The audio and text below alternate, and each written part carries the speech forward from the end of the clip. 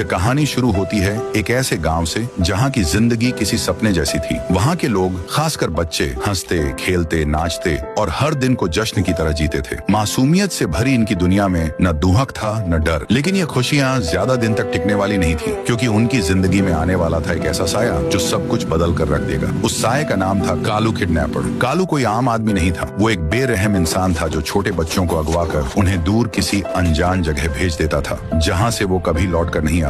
हर गांव, हर गली में उसका खौफ था। और अब उसकी नजर पड़ी थी उस गांव पर जहां रहता था राय स्टार और उसका परिवार। राय स्टार का एक छोटा बेटा था, चिंटू, जिसे वो अपनी जान से भी ज्यादा चाहता था। एक शाम का वक्त था। चिंटू अपने दोस्तों के साथ बाहर खेल रहा था। तभी राय स्टार दरवाजे पर आया और पुकारा, बेटा चिंटू, चलो अंदर आ जाओ, बहुत रात हो गई है। चिंटू बोला, पापा बस थोड़ी देर और खेलने दो ना। राय स्टार ने थोड़ा सख्ती से कहा, नहीं बेटा, आज नहीं। सुना है गाँव में बच्चे गायब हो रहे हैं, अब अंदर चलो। चिंटू थोड़ा उदास मन से घर चला गया। पर अगले दिन कुछ ऐसा हुआ जिसने राय स्टार की जिंदगी बदल दी। चिंटू स्कूल गया, लेकिन जब दोपहर बीत गई और वो अब तक वापस नहीं आया, राय स्टार बेचैन हो उठा। तभी एक छोटा लड़का जो चिंटू के साथ पढ़ता था दौड़ता हुआ आया। हांफते हुए बोला, राय स्टार अंकल, दो लोग आए और चिंटू को पकड़कर गाड़ी में डालकर ले गए। ये सुनते ही राय स्टार की आंखों में आग जल उठी। उसने बिना वक्त गंवाए अपनी बाइक उठाई और निकल पड़ा, अपने बेटे को ढूंढने, उस राक्षस से लड़ने जिसे दुनिया कालू किडनैपर के नाम से जानती थी। दूसरी ओर कालू चिंटू को एक अंधेरे गोदाम में ले गया था। डर के साए में बाकी बच्चे सिसक रहे थे, पर चिंटू निडर खड़ा था। कालू ने कहा, मत रो बच्चों, यहाँ कोई नहीं आएगा तुम्हें बचाने।